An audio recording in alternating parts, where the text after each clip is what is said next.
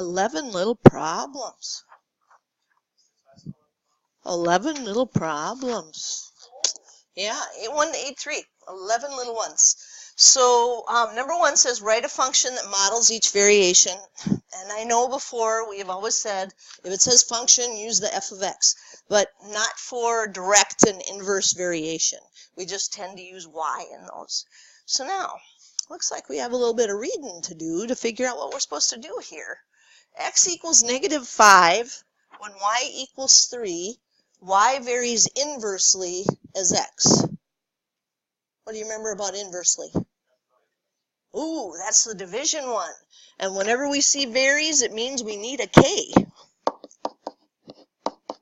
So there it is. Y equals k over x. But I know I'm not done because I didn't do anything with the numbers yet. What am I supposed to do? Oh, pop them in. Okay, we'll pop them in. Because what do I need? I need k. So how would I get it? Multiply both sides by -5. Bless you. Yippee! We have k. Done? No. Somebody always quits there. And then they're mad at themselves when they get their test back. Because what do we have to do with it? Put it in for k. Exactly. That's why we found it. And then I would ask myself, is there a follow-up question? Like in the homework, you had to write them, and then they'd say, if x equals 7, what do you get? Does it say any of that? Cool. That means we're done with that one. So we find k, we put it where it's supposed to go, and we're good. All right. I like that problem. Now let's take a look at this one. Let me give myself a little space here. There we are. This says x equals 3 and y equals 5 when z equals 6. Ooh, obviously there's more to come. Y varies directly with x and inversely with z. How do I start writing this thing? Y equals k, good. Because whenever we see directly or varies, we have to put a k down. What's directly mean? Multiplication. Inversely means division. What's the only variation we talked about in here that needs division? Yeah, inversely. So, anything else, if it says directly, if it says jointly, that's multiplication. Okay, what do you suppose we have to do with this? Plug them in. Yeah, that's what we have to do. So y was 5, x was 3, and z was 6.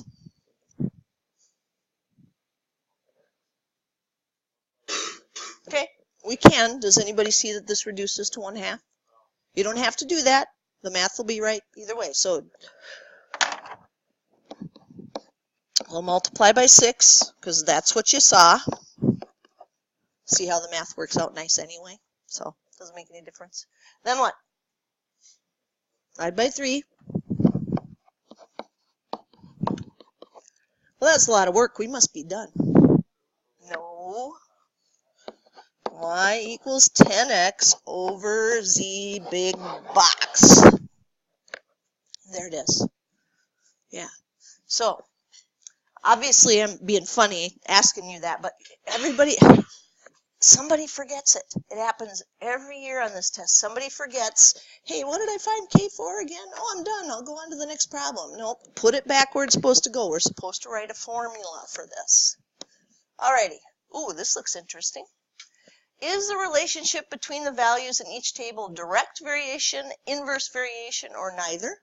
And write an equation to model it if it is direct or inverse. Let's see. Direct looks like that. Inverse, oh, I better write down. Direct. Inverse looks like that. Anybody remember what we had to do when we were looking at the tables? Yeah, you have to get k by itself because we want to know, what do I do with these x's and y's to see whether or not it's direct or inverse? So if it's going to be direct, we'd have to divide both sides by x, and it would say y over x equals k.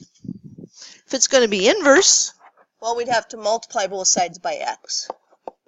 And here's where we said, oh yeah, that makes sense. Because if the formula is about division, we should see multiplication. It's like one step before that. We should see multiplication. If the formula is division, you're going to see the multiplication. If the formula is multiplication, we should see division in the table. But mostly it's just using the formula and figuring out what's going to happen. Alrighty.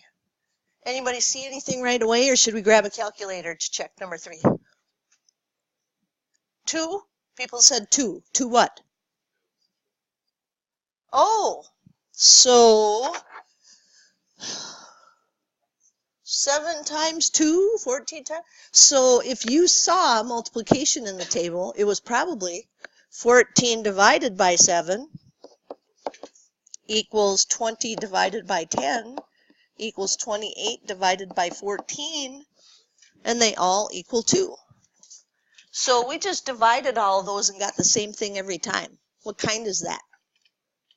It is direct. So, direct variation. And what is the little equation? Y equals 2x, exactly. Y equals 2x. Done. Alrighty. Number 4. Negative 8 divided by negative 7, negative 28 divided by negative 2. Ooh, that's not looking good. Division isn't going to work there. If I multiply these together, I get 56. If I multiply these together, oh, look at that, I get 56.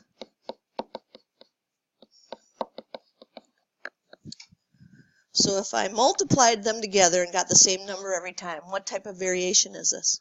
This is inverse. Remember, it's the opposite. So the equation for it would be y equals 56 over x. So it's all about opposites because it's like the step before when you're building it, Jackson. Why is this one inverse though? Because the other one they all equal 2. This one they all equal 56. But here's what's important. By doing division, they all equal 2. That makes them direct.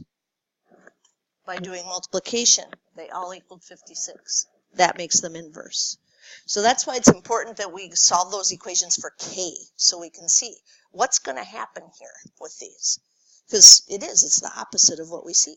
This one was division, so it was direct, which is multiplication. This one was multiplication, so it's inverse, which is division. So always opposites.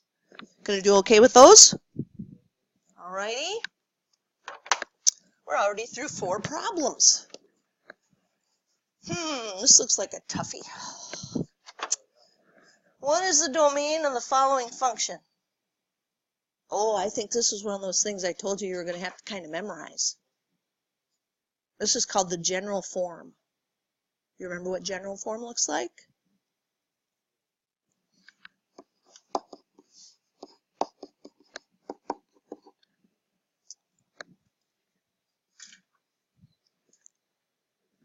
If we were to graph this, where would the problem occur?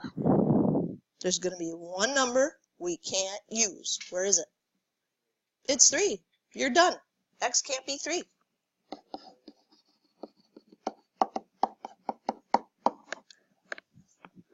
Done. Can't divide by 0. Chloe. If you just do x not equal to 3, you're fine. Because the question just asks for domain. It doesn't ask for anything else. Nobody's going to miss that one on the test, right?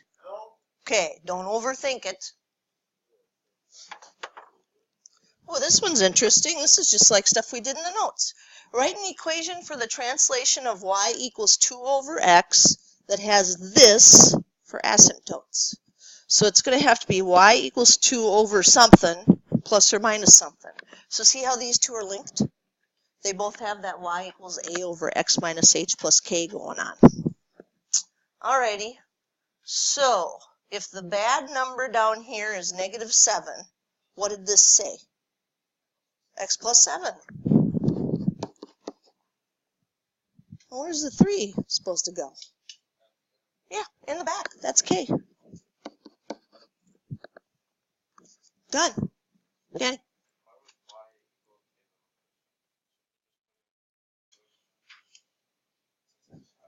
Because this is general form, Danny, we use h down here in the denominator, and then we stick the k in the back because we're so used to the a, h, and k pattern. So k will always go in the back.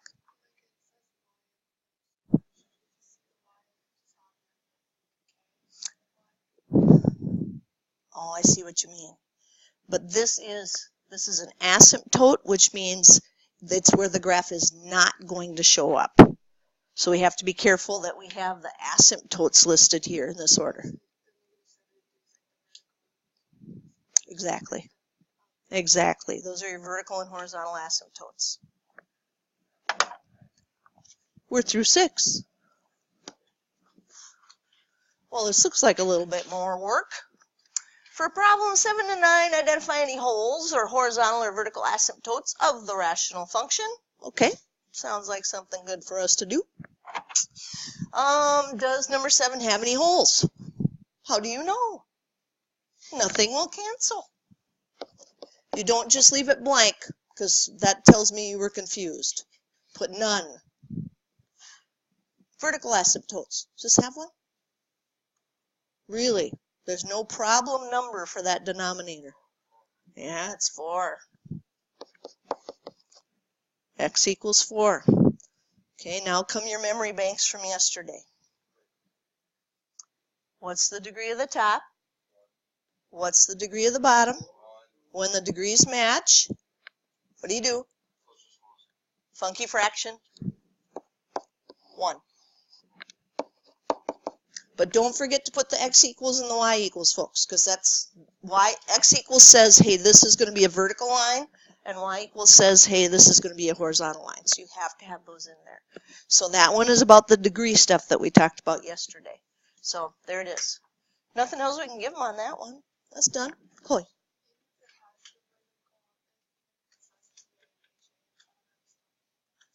Yes, absolutely.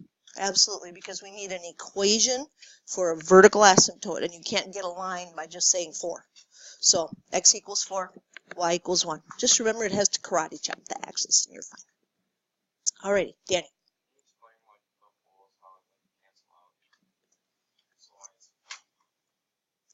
I will explain that in number 8. Because number 8 has some factoring we need to do. Carson.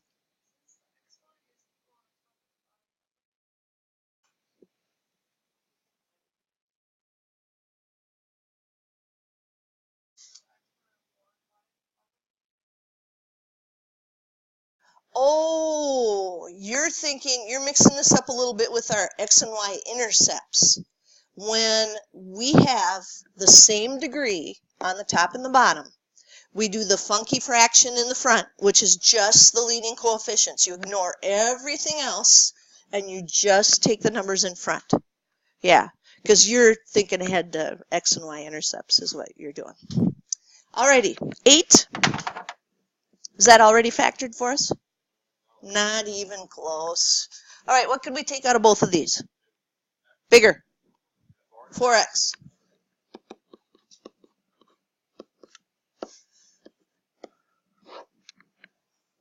Oh, if we could just get that bottom one to turn around backwards, then they'd match. We can. What can we do that would turn it around backwards? Divide it by a -1 or multiply it by a -1. Because now we can talk about what Danny wanted to talk about. Do you see it? X minus 2's will cancel, won't they? Yeah, so our whole is going to be at 2 something. Let's find the something. You can find the something by actually doing the canceling. So the x minus 2's would be gone, and we'd have 4x divided by -1. So it would say y equals -4x. Now put a 2 in there. What's -4 times 2?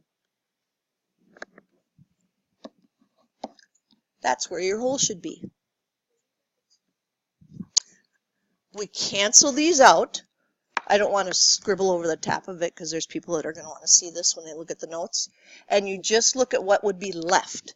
and you put the 2 into that. What would be left if it canceled? Yep. Whatever number makes your, well, in this case, our factor 0. Yeah. Once we get to this point, I can just rewrite it for the people that are gone. We would see, hey, this is going to cancel. And then we'd say, well, that's negative 4x. Now, once you have that reduced formula, now put the 2 in there. Negative 4 times 2 is negative 8. So you actually do the canceling, and then you can see, oh, this is what would be left if I did the canceling. And you can get it. People could still read that x minus 2, couldn't they, with just one slash of the front? Okay, then I won't bother rewriting it. Alrighty, vertical asymptotes. We don't get any. The stuff that we had in the denominator ended up being a whole. Remember, vertical asymptotes don't cancel.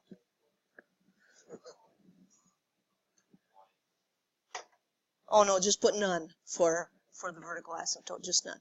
How do you know that, Danny?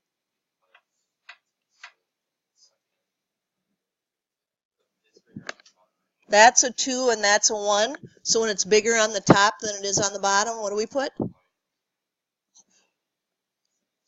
You got them backwards. We don't get any, none. So if the degree on the top is less than the degree on the bottom, it's y equals 0. If they equal, funky fraction. If the degree on the top is greater than the degree on the bottom, then we don't get one. So those are the 3 things you kind of have to memorize about degree. This is a degree 2, and this is a degree 1. You look for the highest power of the variable. That one, all we had was a hole, but that was enough. We had to do a little work to find that hole. Oh, look, 9 is already factored for us. Cool beans. There is a hole. Where will the hole be? Negative 1. Make it a 0. Okay, now cancel it. So cancel the x minus 1's out. Put it in. What do you get?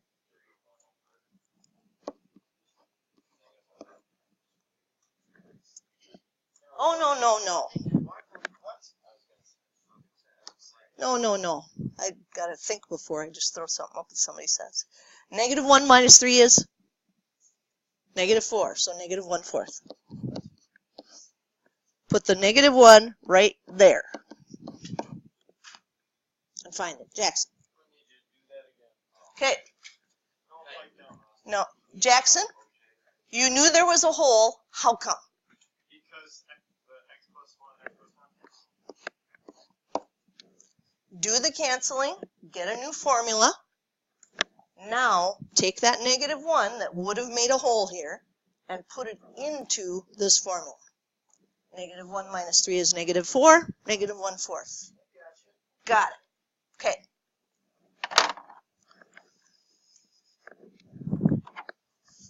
I don't think we can leave vertical asymptote as none this time. There's a little more going on. Where is it? X equals 3. Now, they did not multiply this together, but we can do this. What's the power of the x up here? What's the power of the x going to be? Good, y equals 0. Degree of the top is less than the degree of the bottom. Remember, it makes sense if you just remember less than, equal to, greater than. So smaller, equal, and bigger. Less than, equal to, greater than. Y equals 0, funky fraction, none. That's it. Well, now we have to put it all together. In graphs, woohoo!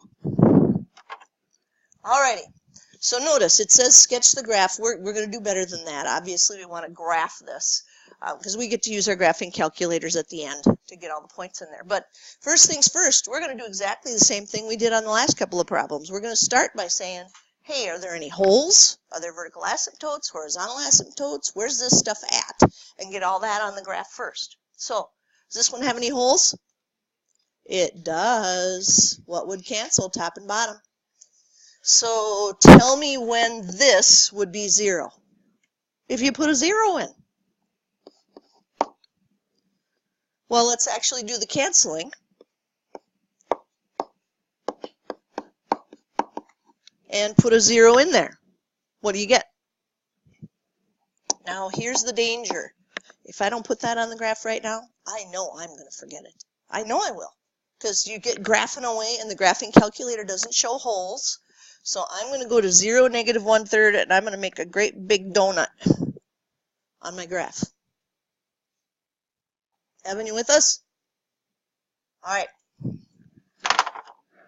Let me get that off of there so we can see everything again. Do we have a vertical asymptote? At 3, x equals 3. Okay, think about it for a second. Horizontal asymptote. Where is it? It is y equals 0 because this would be a 1 and x times x would be a 2. When the degree of the top is less than the degree of the bottom, y equals 0. Those are two other things we absolutely want on our graph before we do anything else. So 1, 2, 3. They have to be dashed and they need arrows.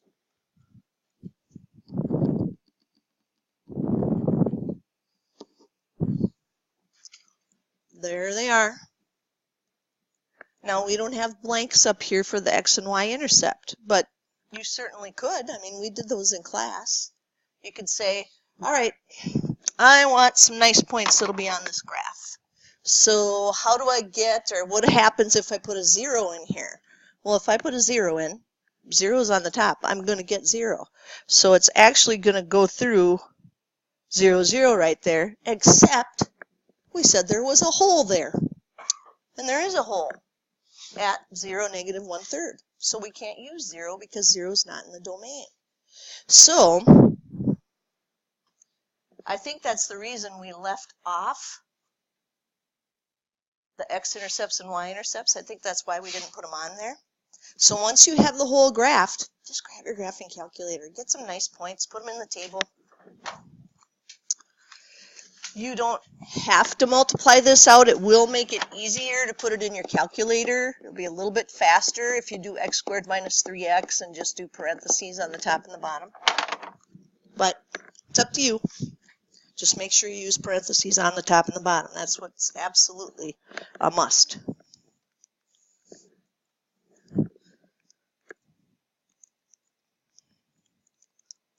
Zoom 6. Do you see how the graphing calculator doesn't know about the hole?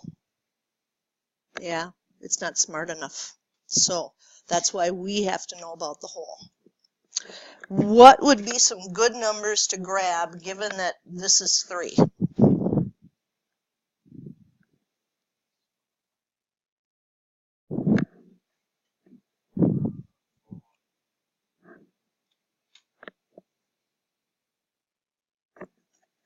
One and 4 would be good numbers.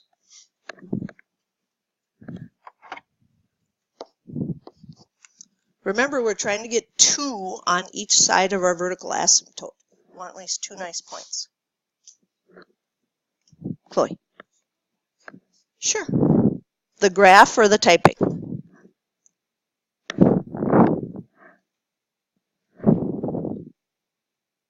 Okay.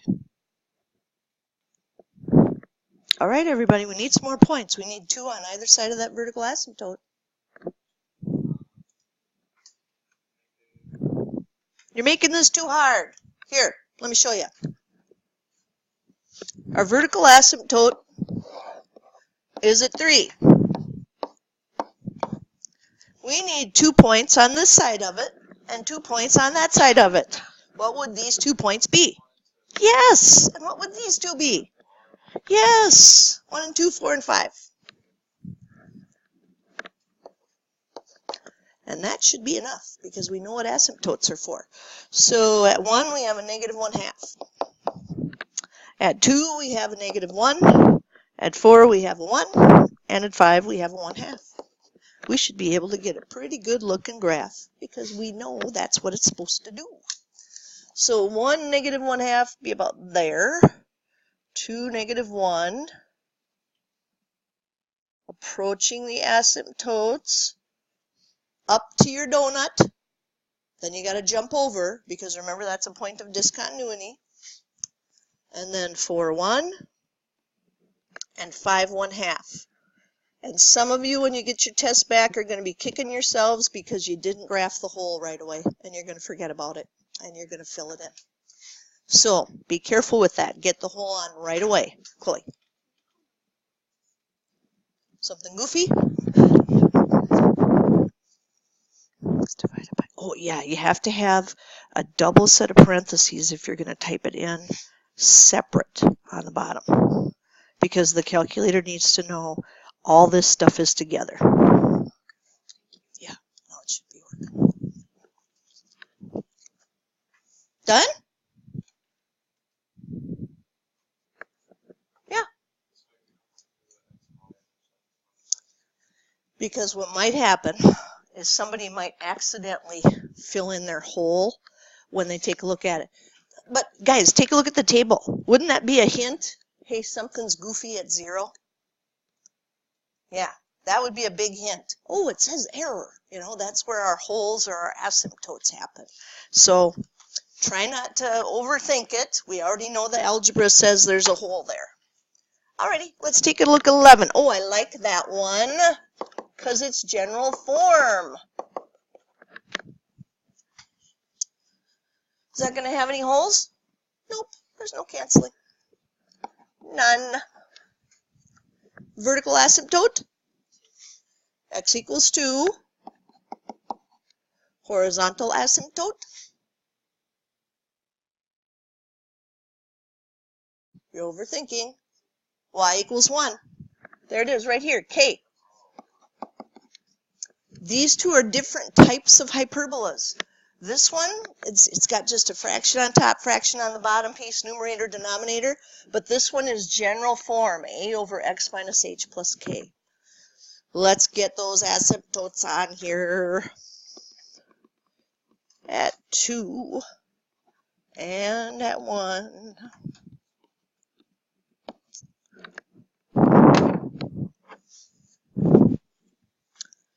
We need some numbers.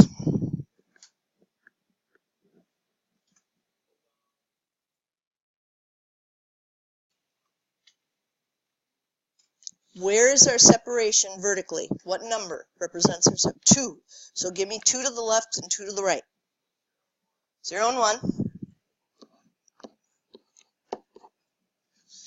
This one I don't know that I would punch into my calculator. I mean, these are the ones you just do the mental math and it goes so quick.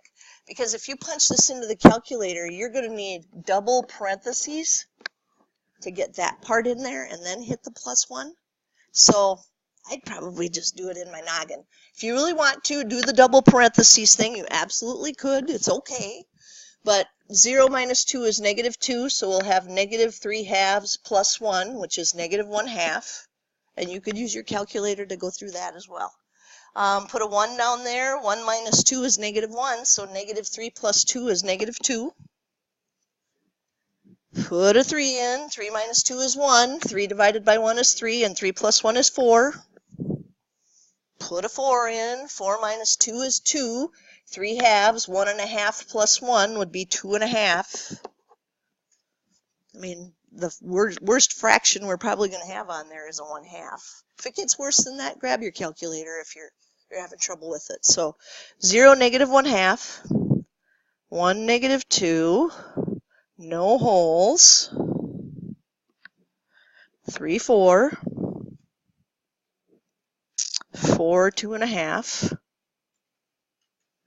no holes. Making sure I have my arrows. And what's the big no-no with these? Yeah, don't cross those vertical asymptotes. Now, let me show you. You could use your calculator to graph this one because you're going to have lots of time. You might want to double check.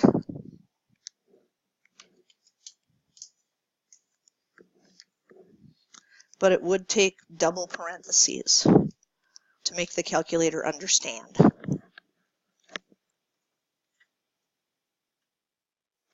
use the table feature and get those points, and that would make sure that your math was good when you went through and did it by hand. That's all 11.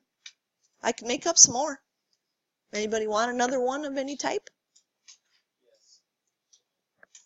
The whole thing? Number 6. Okay, so number 6 and the whole thing. Yep. Okay, so number 6.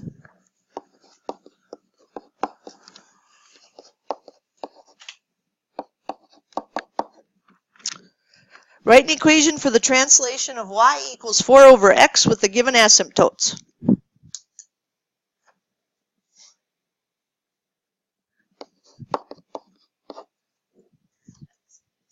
X minus 2.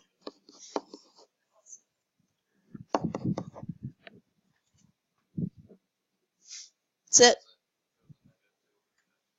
Yes, it would. Yeah, because remember, x is always the opposite.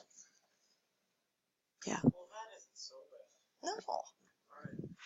Okay, how about finding the holes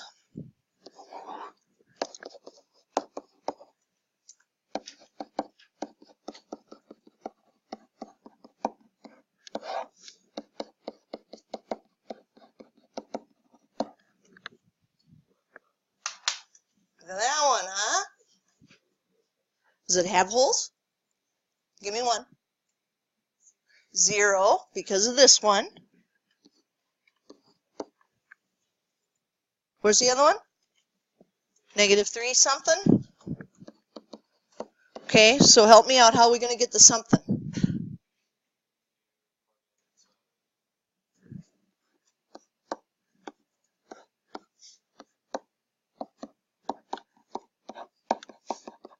So we actually do the canceling. And if you put a 0 in there, what would you get? -1. 0 minus 1 is -1. 0 plus 1 is 1. Put a -3 in there.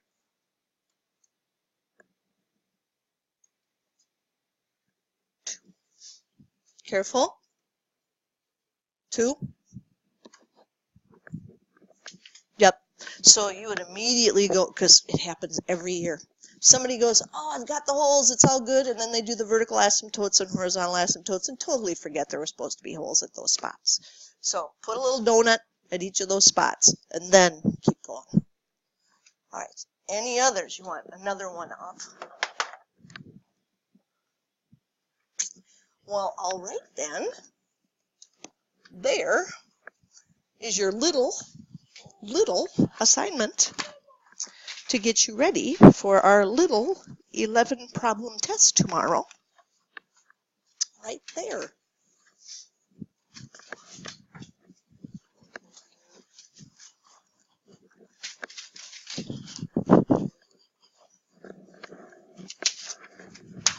And I was going to do candy partners, but you know what? We have like 7 minutes left. I thought we'd have more time.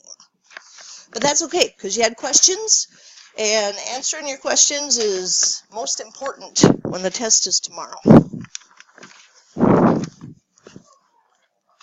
Yes. Let me grab my junk and get over there and take care of that.